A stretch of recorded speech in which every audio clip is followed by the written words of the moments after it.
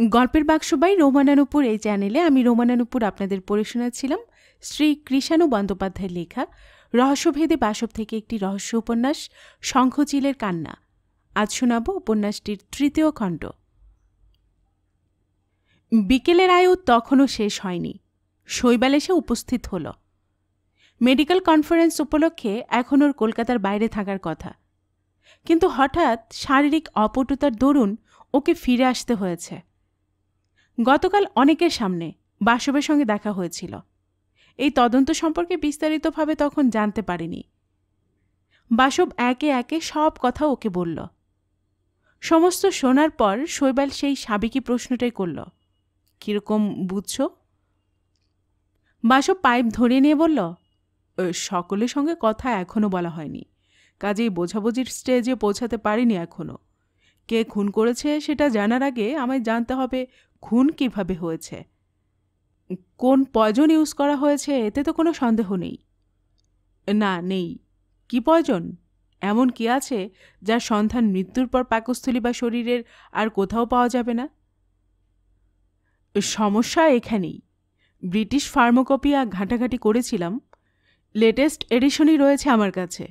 ওতে এমন কোনো বিশেষ সন্ধান পেলাম না যা মৃত্যুর সঙ্গে সঙ্গে শরীর থেকে মিলিয়ে যেতে পারে বেমালুম। শৈবাল বলল সঙ্গে সঙ্গে। কথাটায় আমার আপত্তি আছে। কেন? উদয় চৌধুরীর মৃত্যুর সময় সম্পর্কে পোস্টমর্টেম রিপোর্টে কি বলা হয়েছে? রাত 8:30 থেকে 10টার মধ্যে মারা গেছে। বডি পোস্টমর্টেম হয়েছে কটায়? ও পরের দিন বেলা 11:30টার সময় পুলিশ বডি নিয়ে গেছে। কাটা ছেঁড়ার কাজটা বেলা 2টোর আগে হয়েছে বলে মনে হয় না। তাহলে কি দাঁড়ালো? মৃত্যু আর পোস্টমর্টেমের মধ্যেকার সময়ের পার্থক্য হচ্ছে 16 ঘন্টার। কাজে সঙ্গে সঙ্গে শরীর থেকে বিষ উবে যায়নি, উবে যেতে সময় পেয়েছে 16 ঘন্টা। বাসব সতর্ক দৃষ্টিতে শৈবালের দিকে তাকিয়ে বলল, তুমি বলতে চাইছো এমন কিছু বিষ আছে যা বেশ কিছু সময় পেলে শরীর থেকে উবে যেতে পারবে?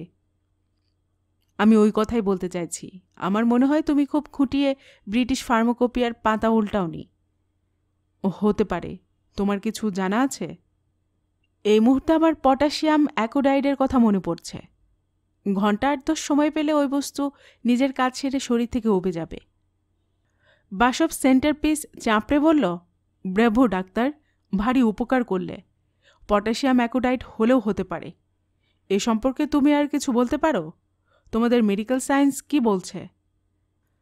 ইমিডিয়েট অ্যাকশন এতে হয় না। স্লো পয়জন করে কাউকে সহজে মারা যায়, তবে আর্সেনিক ধরনের বিষ নয়।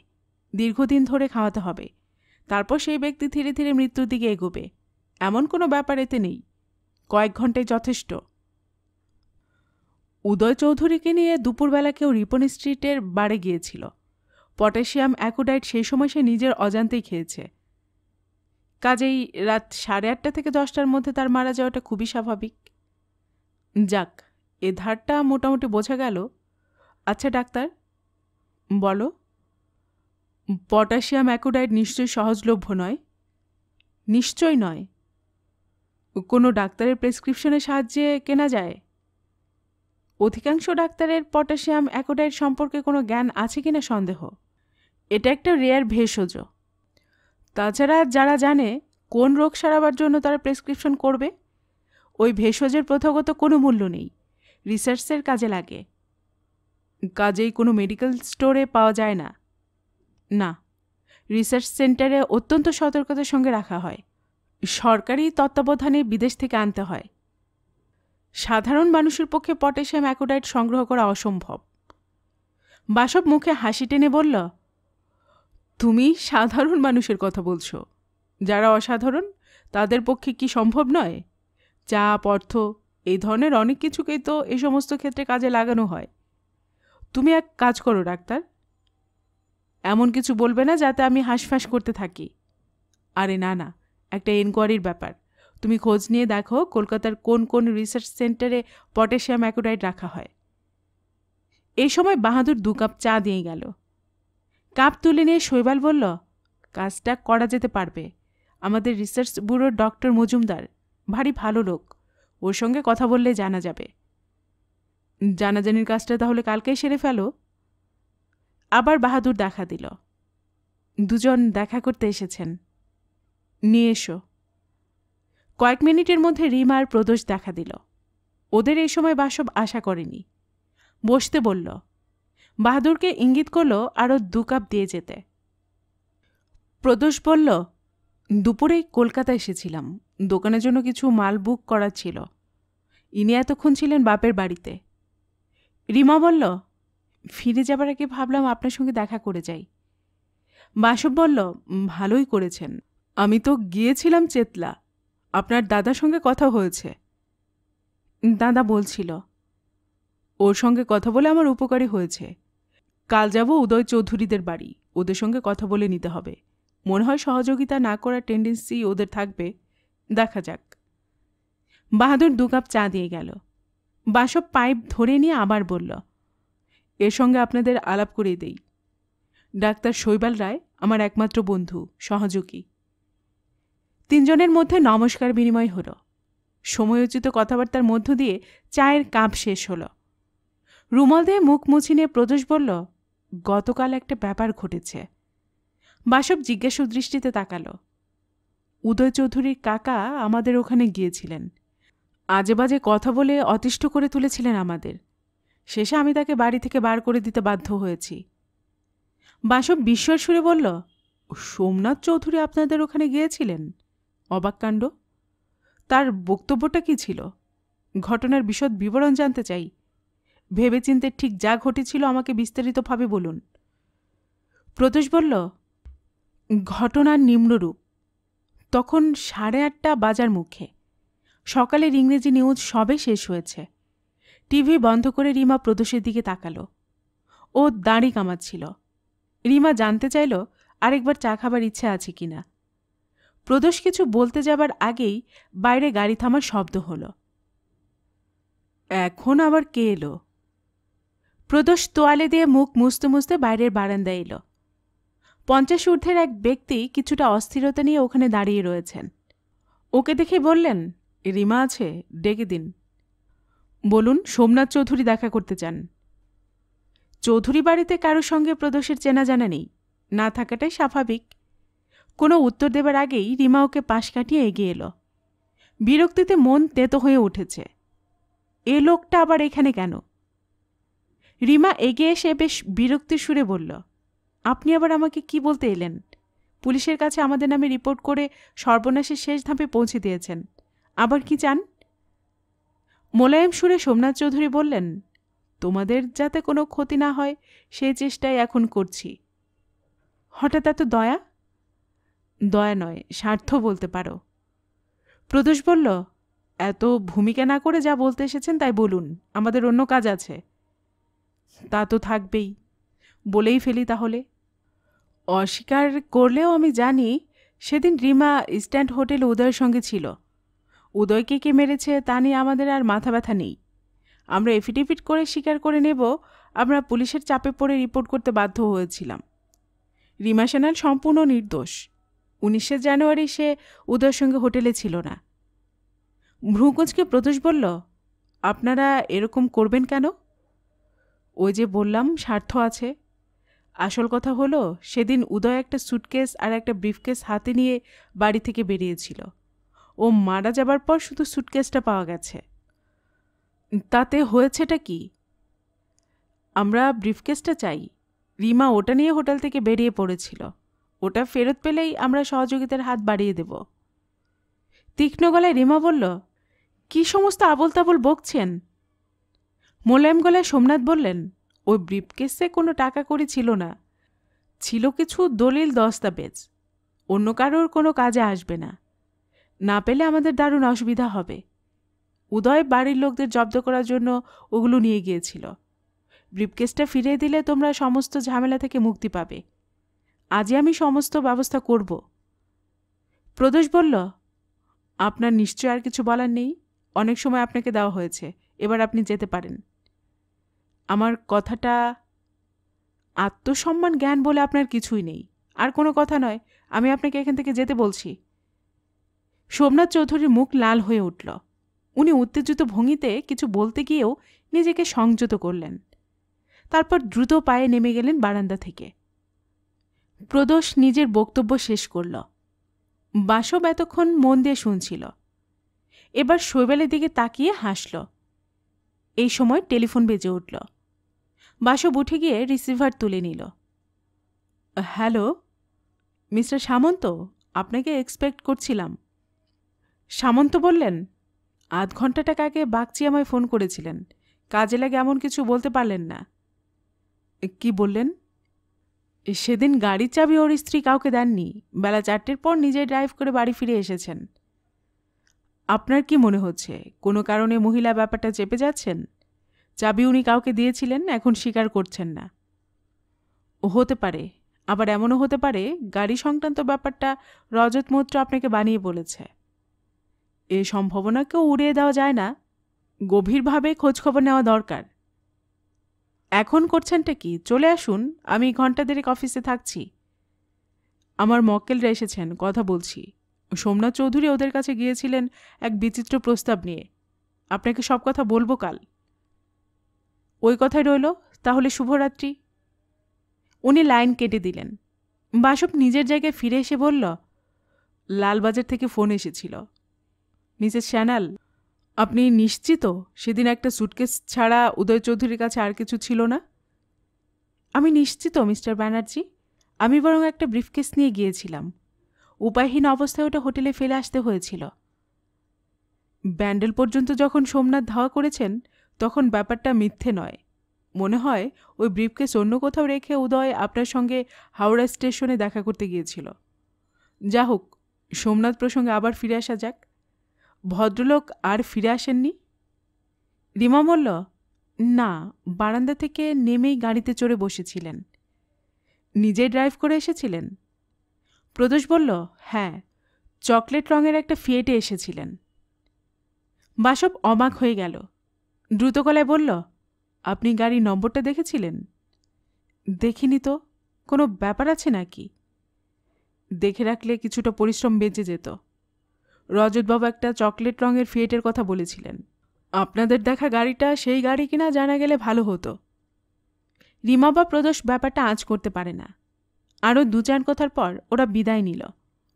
বাসব পাইপ ধরাবার তোড়জোড় করতে করতে বলল, রজতবাবু যদি সত্যি কথা বলে থাকেন এবং বাগচির যদি সত্যি কথা বলে থাকেন, তাহলে ব্যাপারটা কি দাঁড়াচ্ছে ডাক্তার? সত্যি কথা বলে থাকলে দুটো চকলেট রঙের ফিয়েট গাড়ি আছে। এক্স্যাক্টলি, একটা বাগচির, অন্যটা কার সেটাই আমাদের জানতে হবে। ওই গাড়িটা পাওয়া গেলে রহস্য অনেকটা পরিষ্কার হবে। আমার মনে কিন্তু অন্য প্রশ্ন দেখা দিচ্ছে। কি বলো তো? তুমি বলছিলে বাগচি নিজের স্ত্রীকে ভয় পায়। স্ত্রী যা বলে দিয়েছেন, বাগচি সে কথাই সামন্তকে জানিয়েছেন। তুমি যা বলছো হতেও পারে। এই সঙ্গে আরেকটা প্রশ্ন দেখা দেবে, সোমনাথ চৌধুরী আবার গাড়িটা পেলেন কিভাবে? মুখে হাসি টেনে শৈবাল বলল, কাল রবিবার ছিল, বাগচি অফিসে যাননি। হয়তো ওর স্ত্রী গাড়িটা নিয়ে বাপের বাড়ি গিয়েছিলেন। এক মুখ ধোঁয়া ছেড়ে বাসব বলল, মার্ভেলাস, ইদানিং তোমার প্রচুর উন্নতি হয়েছে দেখা যাচ্ছে। হয়তো টয়তো থাকলেও তুমি যা বলছো মনে হয় ওটাই ঠিক। অবশ্য উত্তরটা পেতে আমার অসুবিধা হবে না। কিভাবে? সোমনাথ চৌধুরীকে ডাইরেক্ট প্রশ্ন করব। চৌধুরীর বাড়ির কারো সঙ্গে তো এখনও কথা বলিনি। কালই ওদের ওখানে যাব। তুমি যাচ্ছ আমার সঙ্গে? আমার যাওয়া হবে না, কাল একটা বড় ধরনের অপারেশন আছে, অনেক সময় লেগে যাবে। তুমি কিন্তু পটাশিয়াম অ্যাকোডাইট সম্পর্কে ভুলো না, ভালোভাবে খোঁজ খবর নিও। বাহাদুর কোথায় গেল বলো তো? গলায় আবার গরম কিছু না ঢাললে চলছে না। দেখছি, দাঁড়াও। শৈবাল উঠল সোফা ছেড়ে। বেলা প্রায় 10টার সময় বাসব উমানাথ চৌধুরী বাড়ি পৌঁছালেন। পূর্ব ব্যবস্থা মতো ইন্সপেক্টর অভয় সোম মিনিট 10 আগেই ওখানে পৌঁছে গিয়েছিলেন। এই টানাপোড়েনে তার মনের অবস্থা একেবারেই ভালো ছিল না। তবু আসতে হলো, উপরওয়ালার আদেশ। উমানাথের সঙ্গে বাসবের পরিচয় করিয়ে দিলেন সোম। উমানাথ অবশ্য জানতেন বেসরকারিভাবে তদন্ত হচ্ছে। গোয়েন্দা প্রবর যে কোনো দিন তাদের কাছে আসতে পারেন। বাসব খুঁটিয়ে দেখল ভদ্রলোককে। বয়স 60-এর কিছু ওপরেই হবে। এককালে বেশ বলশালী পুরুষ ছিলেন বোঝা যায়। এখনও শরীরে বাঁধুনি ভালো। মাথার কাঁচা পাকা চুল কিছুটা পাতলা হয়ে এসেছে। গায়ের রং তামাটে, চলনসই মুখ, মনে হয় স্বভাবে গম্ভীর প্রকৃতির। ওকে দেখলে দুধে ব্যবসাদার বলে মনে হয় না।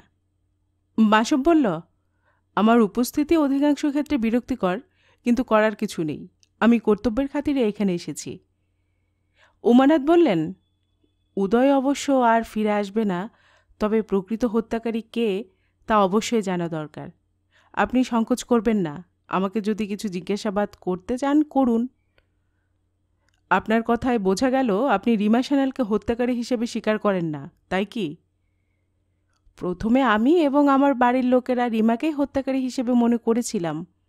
পুলিশকেও সেইভাবেই বলা হয়েছিল, কিন্তু পরে চিন্তাভাবনা করে। বলুন। রিমার পক্ষে এ কাজ করা সম্ভব নয়। নিশ্চয় কোনো ঘোরালো ব্যাপার আছে। আপনি তদন্তে নিযুক্ত হয়েছেন, ব্যাপারটা খতিয়ে দেখুন। বাসব বলল, আমার দিক থেকে চেষ্টার কোনো ত্রুটি হবে না। এবার উদয়বাবু প্রসঙ্গে আসতে চাই। ওর স্বভাব চরিত্রের জন্য আপনারা অস্বস্তির মধ্যে পড়তেন। এর কোনো বিহিত করেননি কেন? কি বিহিত করব?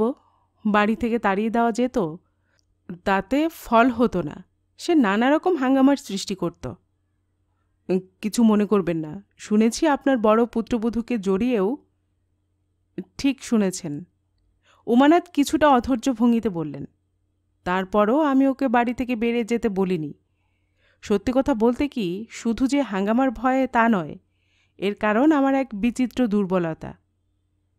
এই নিয়ে বাড়িতে কোনো গোলমাল হয়নি? হয়েছিল। আমার বড় ছেলে উদিত বন্দুক নিয়ে তাড়া করেছিল উদয়কে। বহু কষ্টে ব্যাপারটা সামলানো গিয়েছিল। উদয়বাবু এত টাকা পয়সা পেতেন কোথা থেকে? ইদানিং আমি কিছু দিতাম না, শুনেছি আমার ছোট ভাই সোমনাথ দিত। তাছাড়া আরও কোনো সোর্স অফ ইনকাম ছিল? ফিকে হাসলেন উমানাথ। সোর্স না বলে চোরামি বলতে পারেন। গুদাম থেকে সে দামি কাঠের লক সরিয়ে ফেলত, তারপর বিক্রি করে দিয়ে টাকাটা রাখত নিজের পকেটে। অনেকদিন ব্যাপারটা আমি বুঝতে পারিনি। জানাজানি ইদানিং হয়েছিল। হ্যাঁ, মাসখানেক আগে। হিসেব করে দেখা হলো ক্রমে ক্রমে সে 2.5 লক্ষ টাকার মাল সরিয়েছিল। কি করলেন তারপর? বকাবকি করলাম। মাথা নিচু করে সমস্ত শুনল, একটা শব্দ উচ্চারণ করেনি। ভবিষ্যতে যাতে এই ধরনের ঘটনা না ঘটে তার জন্য অতিমাত্রায় সাবধানতা নিলাম। বাসব গলা ঝেড়ে নিয়ে বলল, দেখা যাচ্ছে উদয়বাবুর স্বভাবের জন্য আপনারাই বহুলাংশে দায়ী। অত্যাধিক প্রশ্রয়ই আপনার ছেলেকে নির্মম নিয়তির দিকে টেনে নিয়ে গেছে। যা হোক, গতকাল আপনার ভাই সোমনাথবাবু ব্যান্ডেলে গিয়ে সান্যাল দম্পতির সঙ্গে দেখা করেছিলেন। আপনি কি ওকে পাঠিয়েছিলেন? উমানাথ অবাক হয়ে গেলেন। আমি তো কিছু জানি না। এ কি ধরনের পাগলামি? ওদের বাড়ি কি করতে গিয়েছিল? আমি ঠিক জানি না ব্যাপারটা। অকারণে আপনাকে মিথ্যা কথা বলবো কেন? উনি ওখানে গিয়েছিলেন কিছু দলিল দস্তাবেজের সন্ধানে। ব্যাপারটা ক্রমেই ঘোরালো হয়ে উঠছে। আমি তোর মাথা মুন্ডু কিছুই বুঝতে পারছি না। বাসব এবার বলল ঘটনাটা। উমানাথ বললেন, এত ব্যাপার ঘটে গেছে অথচ আমি কিছু জানি না। সোমনাথকে ডাকছি এখানে। দলিল দস্তাবেজ উদয়ের হাতে কিভাবে গিয়েছিল আমার জানা দরকার। আমাদের সামনে ডাকবেন না, এই ধরনের কথা বাইরের লোকের আড়ালে হয় ভালো। আপনাকে আর বেশিক্ষণ আটকে রাখব না, আর মাত্র গুটি কয়েক প্রশ্ন আছে। আপনার মেয়ের চকলেট রঙের একটা ফিয়েট আছে। আত্মীয় স্বজন বন্ধুবান্ধবের মধ্যে ওই রঙের ফিয়েট আর কারোর আছে কি? আমি যতদূর জানি নেই। চকলেট রঙের ফিয়েট? ব্যাপারটা কি বলুন তো? ওই রঙের একটা ফিয়েট আমি খুঁজছি। আপনার মেয়ে পরশুদিন এখানে এসেছিলেন? না, গত সপ্তাহে এসেছিল। সোমনাথবাবু চকলেট রঙের ফিয়েট চড়েই ব্যান্ডেলে গিয়েছিলেন। ওই গাড়িটা উনি কোথা থেকে পেয়েছিলেন বলতে পারেন? আমার জানা নেই। আপনার প্রশ্ন শুনছি আর অবাক হয়ে যাচ্ছি। এই সঙ্গে একটা কথা বুঝতে পারছি না, এই সমস্ত প্রশ্নের সঙ্গে উদয়ের মৃত্যুর কী সম্পর্ক? খুনের তদন্ত করতে গেলে 4-5টা বাজিয়ে দেখতে হয়। আর কোনো জিজ্ঞাসা নেই। অনেক ধন্যবাদ। অভয় সোমকে সঙ্গে নিয়ে বাসব উমানাথের ঘর থেকে বেরিয়ে এলো। সোম এতক্ষণ একটা কথাও বলেনি, ভ্রু কুঁচকে প্রশ্ন উত্তর শুনে যাচ্ছিলেন। এ ধরনের প্রশ্নের সার্থকতা কি তা বুঝে ওঠা ওর কাছে কষ্টকর হয়ে পড়েছিল। উদিত আর উজ্জ্বল বারান্দাতে দাঁড়িয়েছিল। এগিয়ে এসে উদিত গম্ভীর গলায় বলল, এই পরিস্থিতিতে বাবাকে বারবার বিরক্ত করা কতদূর ঠিক হচ্ছে আপনারাই জানেন। বাসব বলল, আপনি বোধহয় উদিতবাবু। মামলাটা যখন খুনের তখন পরিস্থিতির কথা মনে রাখলে চলে না। আপনার বাবা কিন্তু আমার সঙ্গে সহযোগিতা করলেন।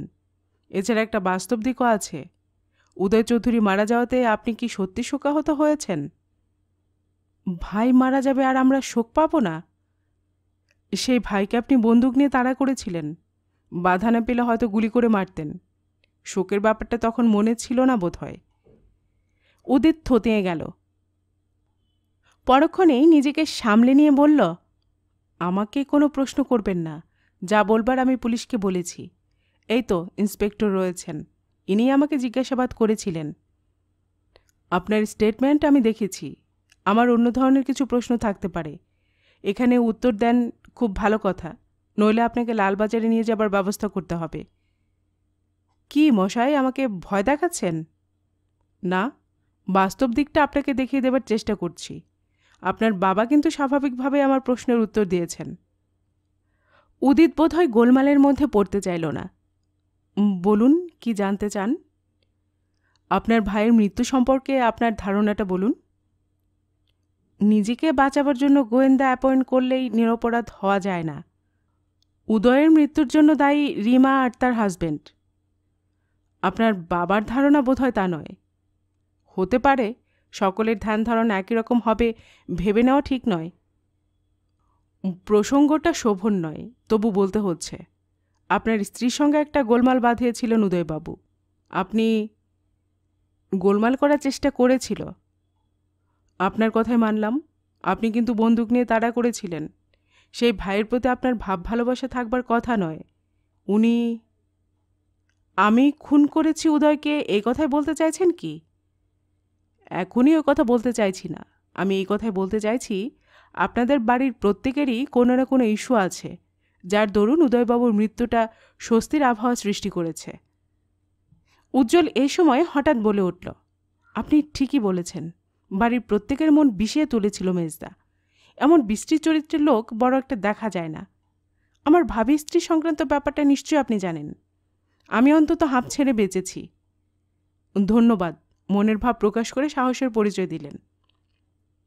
তীক্ষ্ণ গলায় উদিত বলল, উজ্জ্বল, তুমি কি সমস্ত বলছো? তোমার কথার অর্থ দাঁড়ায় আমি বা তুমি কিংবা আমরা দুজনে মিলে উদয়কে খুন করেছি। উজ্জ্বল স্বাভাবিক গলায় বলল, এত উত্তেজিত হবার কি কারণ থাকতে পারে বুঝতে পারছি না। বাস্তবকে চোখ ঠেলে কি লাভ বর্দা?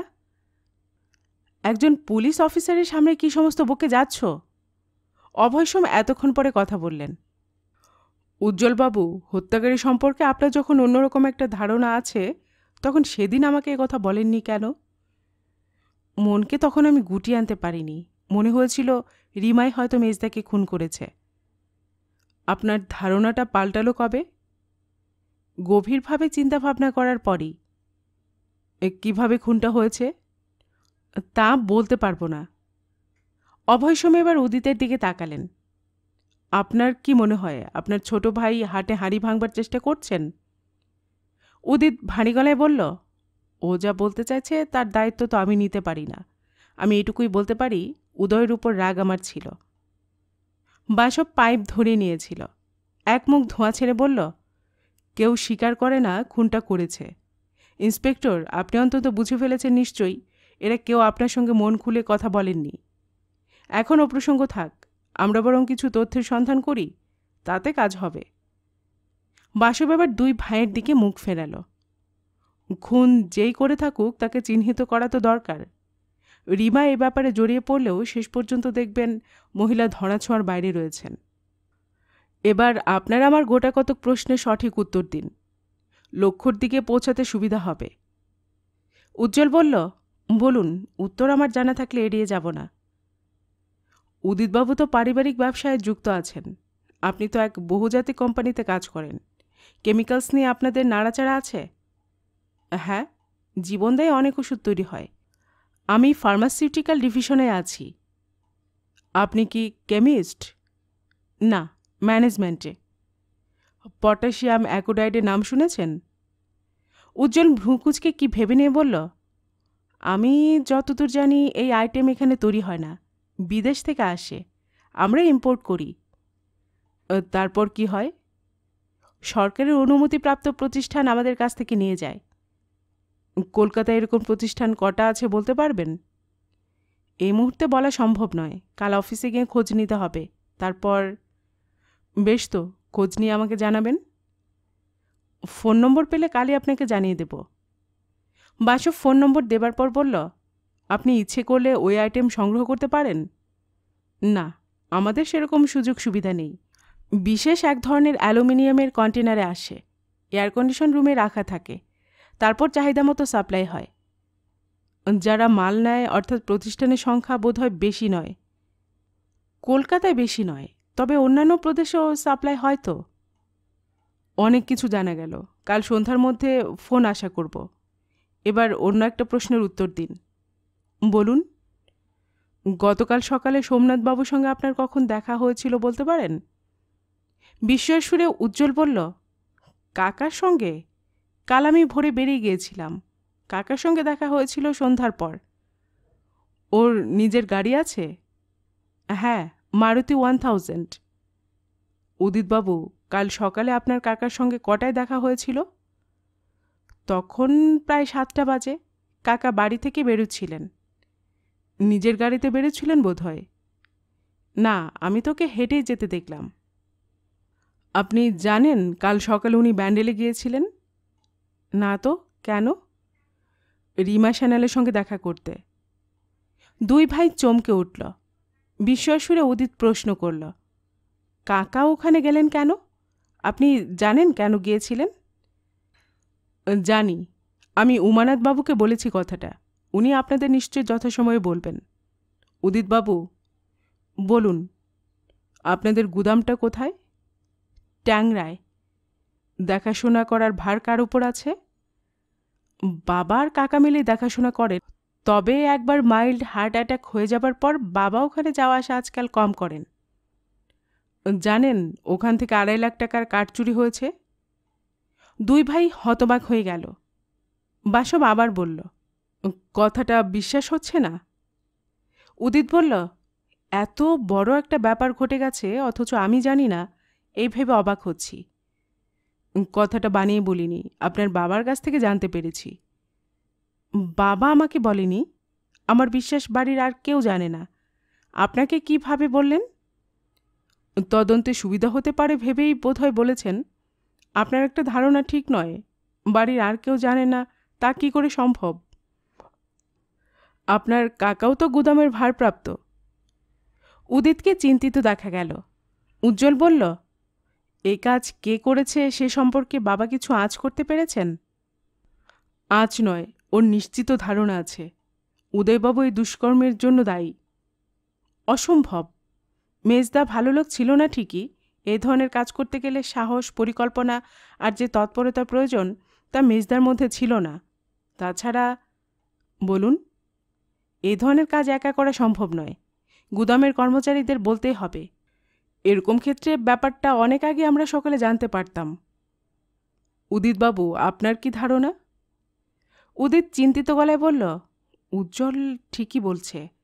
2.5 লাখ টাকার কাঠ মুখের কথা নয়, কয়েক লরির ব্যাপার। উদয়ের মতো আনাড়ি লোকের পক্ষে চুরি করা এবং চুরি করা কাঠ বিক্রি করা অসম্ভব ব্যাপার ছিল। তাহলে ব্যাপারটা দাঁড়াচ্ছে কি? দুই ভাই চুপ করে রইল। একটা ধারণা নিশ্চয়ই করে ফেলতে পেরেছেন। উদিত বলল, এই মুহূর্তে কিছু বলা ঠিক হবে না, আমি বাবার সঙ্গে এই নিয়ে কথা বলতে চাই। উজ্জ্বল বরং সে সময় আমার সঙ্গে থাকবে। বেশ, আজকের মতো আমাদের আলাপ আলোচনা এখানে শেষ হলো। সোমনাথবাবুকে এখন কোথায় পাওয়া যাবে? বাড়িতেই আছেন দেখছি। উদিত সবে কয়েক পা এগিয়েছে। দেখা গেল সোমনাথ চৌধুরী এদিকে আসছেন, ব্যস্ত সমস্ত ভাবে। সকলের পাশ কাটিয়ে এগিয়ে যেতে যেতে থামলেন, তারপর পিছিয়ে এলেন কয়েক পা। বাসবের সঙ্গে অবশ্য সাক্ষাৎ পরিচয় নেই, তবে বুঝতে পেরেছেন ব্যক্তিটি কে। বললেন, আপনি বোধহয় আমার সঙ্গে কথা বলতে চান। এখন একটু ব্যস্ত আছি।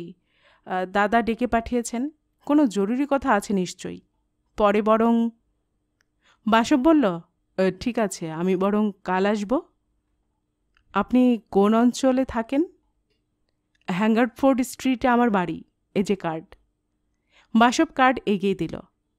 কার্ড পকেটস্থ করে সোমনাথ বললেন, সন্ধ্যায় চৌরঙ্গিতে আমার কাজ আছে, তাড়াতাড়ি যদি মিটিয়ে ফেলতে পারি আসছি আপনার ওখানে। তবে তো ভালোই হয়। কারোর সঙ্গে আর কোনো কথা হলো না। বাসব বেরিয়ে এলো ওখান থেকে। অভয়সোম সঙ্গে আছেন। তার মনের মধ্যে নানা প্রশ্ন ওঠানামা করছে। বাসব সম্পর্কে এখনো কোনো ভালো ধারণা গড়ে নিতে পারেননি। ওর প্রশ্নের ধারা লক্ষ্য করে মনে হয়েছে ভদ্রলোক ব্যাপারটা আউট অফ ট্র্যাকে নিয়ে যাচ্ছেন। গাড়িতে বসার পর অভয়সোম বললেন, কাঠ চুরির ব্যাপারটাকে আপনি এত গুরুত্ব দিচ্ছেন কেন? খুনের মামলার সঙ্গে সম্পর্ক কি? বাসব পাইপ ধরে নিয়ে বলল, যে কোনো অপরাধ মোটিভ ছাড়া হয় না, নিশ্চয়ই স্বীকার করবেন। আপনারা যে মোটিভ খাড়া করেছেন তার সঙ্গে আমি একমত নই। কাজে নানা দিক খুঁচিয়ে দেখতে হচ্ছে। আপত্তি যদি না থাকে আমার একটা প্রশ্নের উত্তর দেবেন। বলুন। পোস্টমর্টেমের রিপোর্টে মৃত্যুর কোনো নির্দিষ্ট কারণ দেখানো হয়নি, শুধু বলা হয়েছে মৃত্যু সন্দেহজনক। কিভাবে মারা গেলেন উদয় চৌধুরী? অভয়সোমের ভ্রু কুঁচকে উঠল। বাসব আবার বলল, আমি যদি তদন্ত করা ছেড়ে দিই, আপনারা রিমা সান্যালকে কোর্টে নিয়ে যাবেন। ওখানে সুবিধা করতে পারবেন কি? আদালত জানতে চাইবে উদয় চৌধুরীকে কিভাবে মারা হয়েছে। ওই সঠিক উত্তর আপনারা দিতে পারবেন না। তখন নিশ্চিতভাবে প্রশ্ন উঠবে, এটা কি আদপেই হত্যাকাণ্ড? অভয়সোম ভ্রু সরল না করে প্রশ্ন করলেন, আপনি জানেন কিভাবে মারা গেছে উদয়? মোটামুটি আঁচ করেছি। কিভাবে? এখন বলা যাবে না। চকলেট রঙের একটা প্রিমিয়ার খুঁজছি। গাড়িটা পেয়ে গেলে ব্যাপারটা অনেক সরল হয়ে যাবে। অভয়সোম বুঝে উঠতে পারলেন না মৃত্যুর ব্যাপারে ফিয়েট গাড়ির কি সম্পর্ক। বিরক্তি মনকে চেপে ধরল। লোকটা দাম্ভিক, সন্দেহ নেই। এখন কি তার সঙ্গে ঠাট্টার খেলা আরম্ভ করেছে? বাসবের অবশ্য থানা নরেশের মনোভাব বুঝতে অসুবিধা হচ্ছে না। পুলিশ জিপ তখন ভবানীপুর অতিক্রম করে চলেছে। বাসব বলল, আমি এখানেই নামতে চাই। সোম জিপ থামালেন। রাস্তায় নেমে দাঁড়িয়ে বাসব বলল, আমার কথায় গুরুত্ব দেবার কোনো প্রয়োজন নেই। আপনি নিজের পথ ধরে চলবেন, এটাই স্বাভাবিক। আমি কতদূর কি করতে পারি দেখি। অভয়সোম আর কিছু বললেন না। জিপ স্টার্ট করলেন। তখন সন্ধ্যা উতরে যাবার মুখে। 241 কে হ্যাঙ্গারফোর্ড স্ট্রিটের ড্রয়িং রুমে সেন্টার টপের উপর থেকে ছড়িয়ে থাকা তাস গুছিয়ে নিতে নিতে শৈবাল বাসবের দিকে তাকালো। এতক্ষণ সে পেসেন্স খেলছিল। বাসব সোফায় আড় হয়ে বসে আছে, ঠোঁটের আগায় নিভন্ত পাইপ। শৈবাল বলল, মৌনব্রত অবলম্বন করবে ঠিক করে রেখেছ নাকি? বাসব নড়ে চড়ে বসল। কই না তো। গত 45 মিনিটের মধ্যে একটা কথাও তো বলতে শুনলাম না। আমি যে এসেছি তুমি বোধহয় খেয়ালই করনি। আমি মোটেও অন্যমনস্ক ছিলাম না ডাক্তার। আসল কথা হলো চিন্তা ভাবনায় হাঁসফাঁস করছি। কুলে তো পৌঁছানো দরকার। কুল থেকে এখন কত দূরে আছো? বাসব হেসে ফেলল। তারপর পাইপ ধরে নিয়ে বলল, কতগুলো অবস্ট্রাকশন থাকার দরুন কাছাকাছি থেকেও কুলে পৌঁছাতে পারছি না। সবচেয়ে বড় প্রশ্নটা কি জানো? উদয় চৌধুরীকে খুন করেছে কে? বাড়ির লোকেদের মধ্যে কোনো একজন, না বাইরের কেউ? আমার মতে বাইরের লোকেদের কাজ নয়। কিভাবে বুঝলে? বহু পরিবারকে আতান্ডারে ফেলেছিল উদয় চৌধুরী। তাদের মধ্যে যে কেউ তাকে খুন করে থাকতে পারে। এক্ষেত্রে তা হয়নি। কেন? আমার মতে বাইরের লোকের কাজ হলে একটা সাদামাটা খুন হতো। গুলি খেয়ে বা ছোড়ার মারে কোথাও মরে পড়ে থাকতো উদয় চৌধুরী। তা হয়নি। এখানে ভারী সূক্ষ্ম পরিকল্পনার পরিচয় আমরা পাচ্ছি। অর্থাৎ। চমৎকার। বাসব বলল, তোমার ইদানিং বেশ উন্নতি হয়েছে। আমায় স্বীকার করতেই হচ্ছে। তুমি ঠিকই আন্দাজ করেছ। হত্যাকারী কাছের মানুষ না হলে পটাশিয়াম অ্যাকোডাইট খাওয়ানো যেত না। উদয়ের স্বভাব ও অভ্যেস সম্পর্কে গভীরভাবে ওয়াকিবহাল না হলে তা সম্ভব ছিল না। তোমাকে আগেও বলেছি, রজত মৈত্র সত্যি কথা বলে থাকলে রিপন স্ট্রিটের ওই বারেই উদয়কে পটাশিয়াম অ্যাকোডাইট খাওয়ানো হয়েছিল। কিন্তু ডাক্তার, এ প্রসঙ্গে এখন থাক, আমি অন্য বিষয় নিয়ে কথা বলতে চাই। বলো। উদয়ের মৃত্যুতে তার আত্মীয়স্বজনের কার কতটা লাভ হলো তার একটা ফিরিস্তি তৈরি করা যেতে পারে, অবশ্য আলাদা আলাদাভাবে। বিস্ময়ের শৈবাল বলল, আলাদাভাবে বলতে তুমি কি বোঝাতে চাইছ? তুমি একটা তৈরি করবে, আমি একটা, তারপর দুটোকে মিলিয়ে দেখব আমরা। তোমাকে তো সব কথাই বলেছি, অসুবিধে হবার কথা নয়। বাসব উঠে গিয়ে পাশের ঘর থেকে 2 শিট ফুলস্কেপ কাগজ নিয়ে এলো, 2টো ডট পেনও। কাগজ ও পেন শৈবালকে দিয়ে নিজেও ফিরিস্তি তৈরির ব্যাপারে মনোযোগী হলো। প্রায় মিনিট 20 পরে দুজনের কাজ শেষ হলো।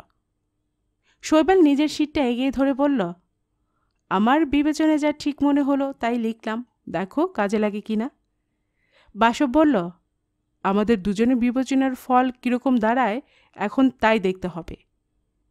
শৈবালের লিখিত অভিমত নিম্নরূপ: উমানাথ চৌধুরী, স্নেহপ্রবণ এবং অসহায় বাপ, ছেলেদের প্রশ্রয় দেবার পরিণাম এখন বুঝতে পারছেন। হয়তো উনি অনুমান করেছিলেন উদয়ের ভবিষ্যৎ এইভাবে চিহ্নিত হয়ে আছে। তাকে সুপথে আনার অনেক চেষ্টা করে ব্যর্থ হয়েছেন। সোমনাথ চৌধুরী, উদয়কে স্নেহ করতেন, প্রয়োজনে টাকা দিতেন তাকে, এমনকি মারা যাবার দিনও তাকে টাকা দিয়েছিলেন। উদয় গুদাম থেকে যে কয়েক লক্ষ টাকার কাঠ সরিয়েছিল, সোমনাথের সহযোগিতা না থাকলে বোধহয় এটা সম্ভব হতো না। তবে উদয়কে খুন করার ব্যাপারে ওর কোনো স্বার্থ আছে বলে মনে হয় না। উদিত চৌধুরী, কিছুটা স্বার্থপর ও দাম্ভিক বলে মনে হয়। বিশ্রী ব্যাপারে স্ত্রীকে জড়িয়ে ফেলায় উদয়ের উপর তার রাগ ছিল। শুধু তাই নয়, উদয় না থাকলে একজন শেয়ার হোল্ডার কমবে, এও একটা বড় পয়েন্ট। সুতরাং খুন প্রকরণের নায়ক হওয়া উদিতের পক্ষে অসম্ভব নয়। রত্না চৌধুরী, উদিতের স্ত্রী। উদয়ের অবৈধ আমন্ত্রণে মহিলার সম্মতি ছিল কিনা বোঝা যাচ্ছে না। সম্মতি থাকলেও ব্যাপারটা জানাজানি হবার পর স্বাভাবিক কারণে নানা ধরনের নাটকের অবতারণা ইনি করেছিলেন। ভারী অপমানিত হয়েছেন এটা প্রমাণিত করার জন্য স্বামীকে অবিরাম উস্কাতে থাকা অসম্ভব কিছু নয়। উজ্জ্বল চৌধুরী, ছোট ভাই। ভাবী পত্নীর প্রতি উদয়ের কুদৃষ্টি পড়াটা নিশ্চয়ই ভালো লাগেনি। সেই মেয়েটি উজ্জ্বলকে ভালো রকমই তাতিয়ে থাকতে পারে। একজন অংশীদার কমে যাবে, এও কম কথা নয়। তাছাড়া উজ্জ্বল এমন এক জায়গায় কাজ করে যেখানে পটাশিয়াম অ্যাকোডাইট সহজলভ্য। সুতরাং এই হত্যার ব্যাপারে সে 1 নম্বর সাসপেক্টেড মনে হয়। উর্মিলা বাগচি, বড় বোন। উনি দুর্ঘটনার দিন সকালের দিকে বাপের বাড়ি গিয়েছিলেন এবং সন্ধ্যা পর্যন্ত ছিলেন। গিয়েছিলেন নিজেদের চকলেট রঙের ফিয়েট করে চড়ে। রিপন স্ট্রিটের বারে ওই গাড়িতে চড়িয়ে উদয় গিয়েছিল। উর্মিলা এই ব্যাপারটা অস্বীকার করছেন বলেই পরিস্থিতি সন্দেহজনক হয়ে উঠেছে। তিনিও কি হত্যা প্রকরণের এক সহযোগী? লোকেন বাগচি, জামাই। যতদূর মনে হয় ভদ্রলোক স্ত্রীকে ভয় পান। অনিচ্ছার সঙ্গে বোনের সঙ্গে ছোট শালার বিয়ের প্রস্তাব মেনে নিয়েছেন। উদয়ের প্রতি তার ধারণা খুব খারাপ ছিল। সে মারা যাওয়ায় কিছুটা নিশ্চিন্ত হয়েছেন। এই ধরনের লোক আর যাই করুক, পরিকল্পনার মাধ্যমে কাউকে খুন করতে পারে না। বাসব শৈবালের অভিমত পড়ে ফেলার পর নিজের শিট এগিয়ে ধরল তার দিকে। বাসবের অভিমত নিম্নরূপ: উমানাথ চৌধুরী, 3 ছেলেকে তিনি অসম্ভব প্রশ্রয় দিয়েছিলেন। মেজ ছেলের ক্ষেত্রে বোধহয় একটু বাড়াবাড়ি ছিল, যার দরুন সে সম্পূর্ণ গোল্লায় চলে গিয়েছিল। পরে আতঙ্কিত হয়ে উঠলেও কিছু করার ছিল না। উদয় শুধু পারিবারিক সম্মান নষ্ট করেনি, টাকা পয়সাও তছনছ করেছে। ইদানিং তিনি এসবের জন্য সোমনাথকে দায়ী মনে করতেন। বিস্ময়ের বিষয়, মিসেস শ্যানালকে তিনি এই হত্যাকাণ্ডের জন্য দায়ী মনে করতে পারছেন না। সোমনাথ চৌধুরী, ভদ্রলোককে মোটেই সুবিধের মনে হয় না। উমানাথের গুদামের ব্যাপারে তেমন মাথা ঘামান না। কাঠ চুরির কথা এরই সবচেয়ে আগে জানার কথা, অথচ এ সম্পর্কে আগে কাউকে কিছু বলেননি। উদয়ের মতো একজন চরিত্রহীন লোফার ভাইপোকে টাকা পয়সা দিতেন। কিসের স্বার্থে দিতেন এটা ভাবার বিষয়। এক সুটকেস দলিল দস্তাবেজ উদয় সরিয়েছে, এ কথায় তিনি সান্যালদের বলেছেন। অথচ এ সম্পর্কে উমানাথ কিছুই জানেন না। ভাইপোকে খুন করার মোটিভ অবশ্য খুঁজে পাওয়া যাচ্ছে না। বিয়ে করেননি, কিসের স্বার্থে বা কার স্বার্থে ঘুরপাক খাচ্ছেন অনুসন্ধান করে দেখা দরকার। উদিত চৌধুরী বড়লোক বাপের সন্তান, এই পর্যন্ত কোনো কাজের লোক নয়, মনে হয় স্ত্রৈণ। স্ত্রী ভাইয়ের সঙ্গে এক বিশ্রী কেলেঙ্কারিতে জড়িয়ে পড়ার পরও আর 10টা স্বামী যে সমস্ত স্টেপ নেয় তার ধারে কাছেও যাননি। তবে মনে রাগ পুষে রাখার অভ্যেস থাকতে পারে। একজন অংশীদার কমে যাবে, এটা ফাও হিসেবে পাওয়া যাচ্ছে। এখন দেখতে হবে নিখুঁত পরিকল্পনা খাড়া করে কোনো কাজ করার মানসিকতা এর আছে কিনা। উজ্জ্বল চৌধুরী বুদ্ধিমান ও করিতকর্মা তরুণ বলেই মনে হয়। ভাবী পত্নীকে উত্ত্যক্ত করার জন্য উদয়ের উপর রাগ থাকা খুবই স্বাভাবিক। একজনের নক্কারজনক কার্যকলাপের দরুন পরিবারের সম্মান বারংবার নষ্ট হচ্ছে, এটা তার মনে বাসা বেঁধে থাকতে পারে। তার ক্ষেত্রেও উদয় না থাকলে একজন অংশীদার কমে যাবে, সুতরাং মোটিভ বর্তমান। এছাড়া পটাশিয়াম অ্যাকোডাইটের সহজেই কাছাকাছি পৌঁছাবার সুযোগ একমাত্র এরই হয়েছে। উর্মিলা বাগচি বড় বোন। মহিলার বাপের বাড়ির প্রতি শুধু দুর্বলতা নেই, আধিপত্যও আছে মনে হয়। ননদ সংক্রান্ত ব্যাপারে মেজো ভাইয়ের উপর নিশ্চিতভাবে চটেছিলেন। ছোট ভাইকে উস্কে দেওয়া অসম্ভব নয়। নিজের চকলেট রঙের ফিয়েট চড়ে সেদিন তিনি বাপের বাড়ি গিয়েছিলেন। তার কাছ থেকে চাবি নিয়ে পরে কে গাড়ি ব্যবহার করেছে তা জানা থাকলেও অস্বীকার করছেন। ব্যাপারটা সন্দেহজনক। লোকেন বাগচি ব্যক্তিত্বের ভাব বজায় রাখার চেষ্টা করলেও ছুকছুকে স্বভাবের লোক। স্ত্রীকে সমীহ করে চলেন। শ্বশুরবাড়ি সম্পর্কে খোলাখুলিভাবে কোনো মতামত দেওয়ার সাহস তার নেই।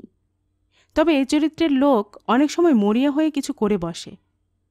মনে রাখতে হবে, সহদরাকে উত্ত্যক্ত করার দরুন উদয় চৌধুরীর উপর ভদ্রলোকের বিলক্ষণ রাগ ছিল। রত্না চৌধুরী পুত্রবধূ। মেজদেওরের প্রতি মহিলার দুর্বলতা ছিল না। মেজদেওর ওকে সাপটে ধরার চেষ্টা করেছিল। এখন তা সঠিকভাবে নির্ণয় করা দুষ্কর। ব্যাপারটা জানাজানি হয়ে যাবার পর আত্মপক্ষ সমর্থনে তিনি এমন অনেক কিছু বলেছেন যা স্বামীকে উত্তেজিত করার পক্ষে যথেষ্ট। উদয় হত্যাকাণ্ডের নেপথ্যে এই প্ররোচনা থাকতে পারে, আবার নাও থাকতে পারে। শৈবাল পড়া শেষ করে শীটটা সেন্টার টেবিলের উপর রেখে বলল, আমাদের দুজনের লিস্টে এই 2 ভাইকে টার্গেট করা হয়েছে। ওদের স্বার্থই সবচেয়ে বেশি। এখন প্রশ্ন হচ্ছে, কাজটা করেছে কে? একা কেউ না দুজনে মিলে? বাসব কাঁধ ঝাঁকিয়ে বলল, ভাববার বিষয়। তবে এক্ষেত্রে আরও একটা কথা আছে ডাক্তার। কোন কথা? সাদা চোখে স্বার্থটা সকলেই দেখতে পাচ্ছে। এত বড় ঝুঁকি একা 2 ভাই একসঙ্গে মিলে নেবে কি? অনেক সময় কিন্তু এরকম হয়। ঠিকই বলছ।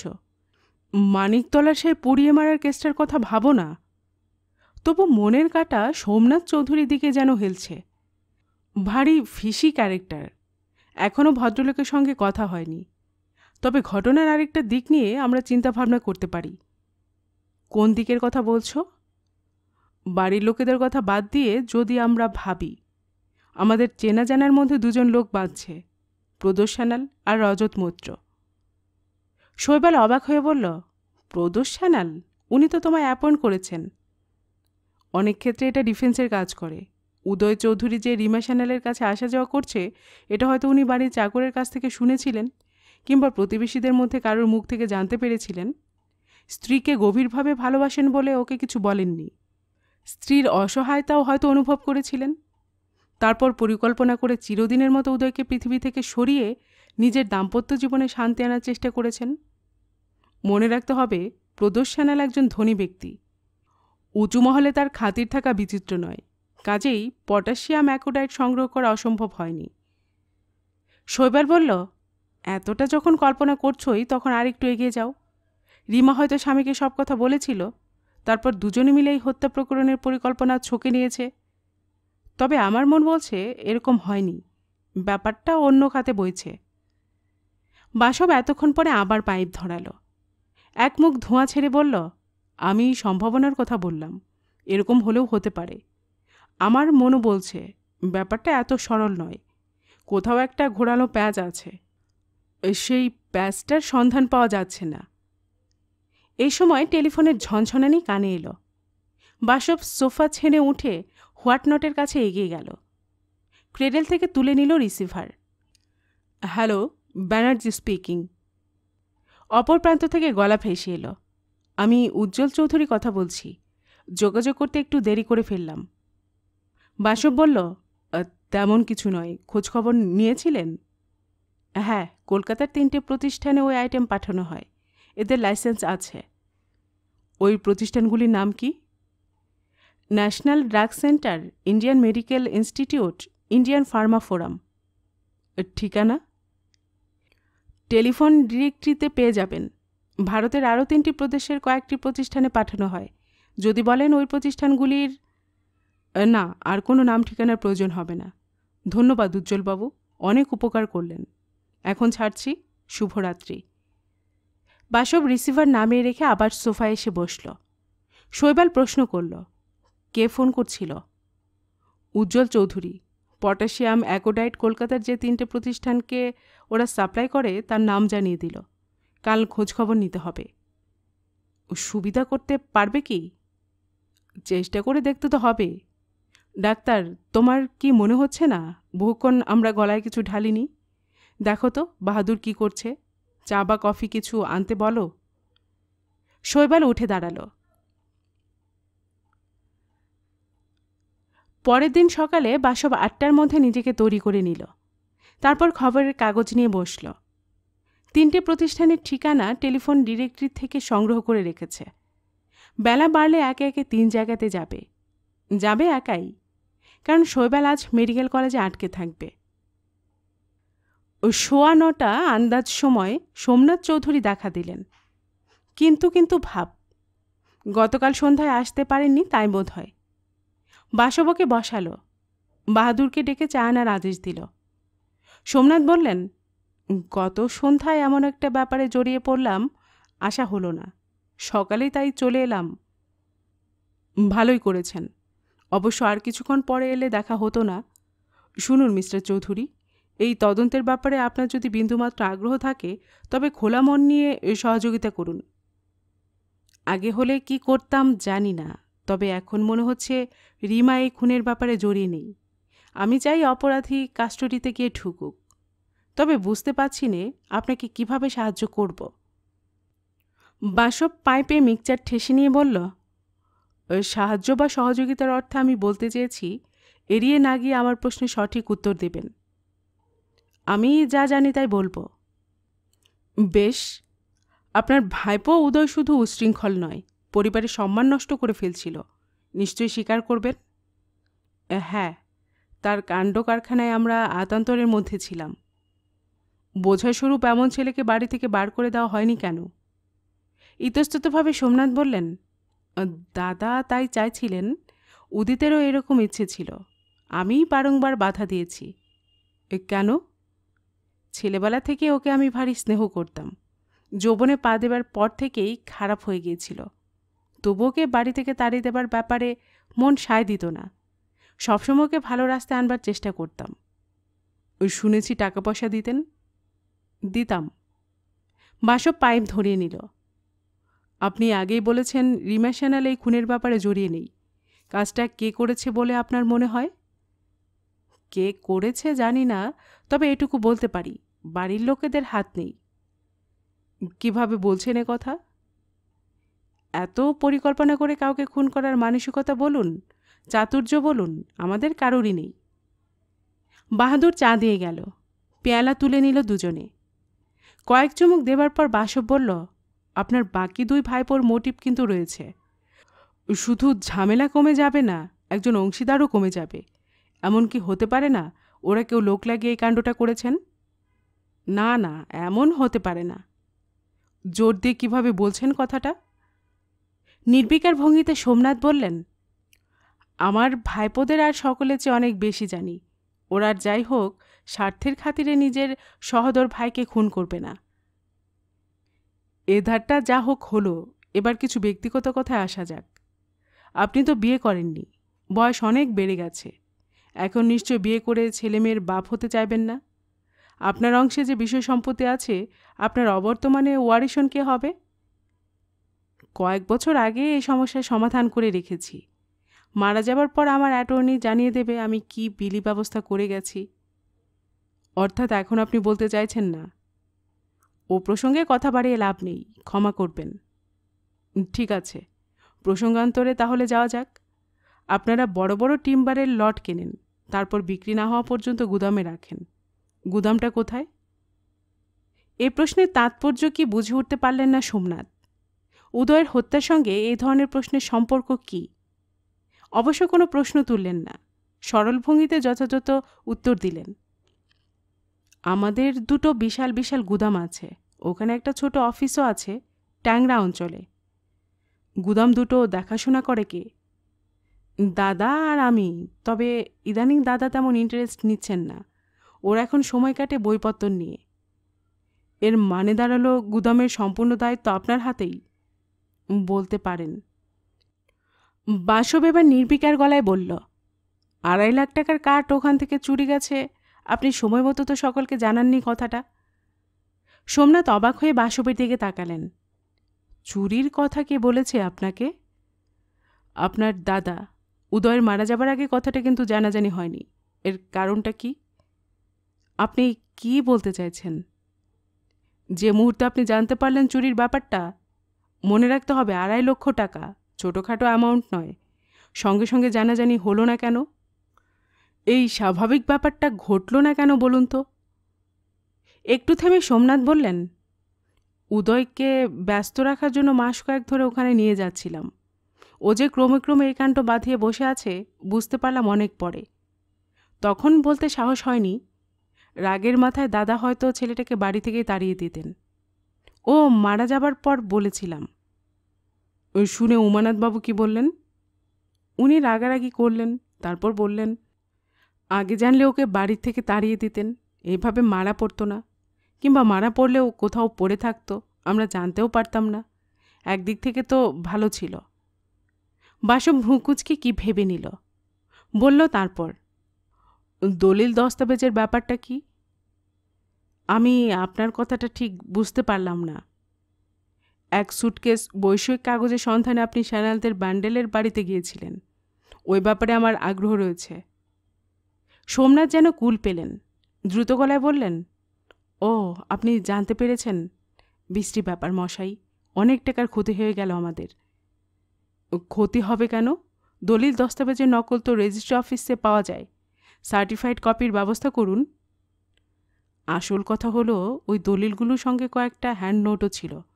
দাদা সুদের কারবারও করেন। ওই হ্যান্ড নোটগুলো পাওয়া না গেলে ঋণগ্রস্ত ব্যক্তিরা সুদ দূরের কথা আসল টাকাও দিতে চাইবে না। পরিস্থিতি এখন এইরকম দাঁড়িয়েছে, কি বলেন? আপনি ঠিকই বলেছেন। কত টাকার হ্যান্ড নোট ছিল? 8 লাখ টাকার কিছু বেশি।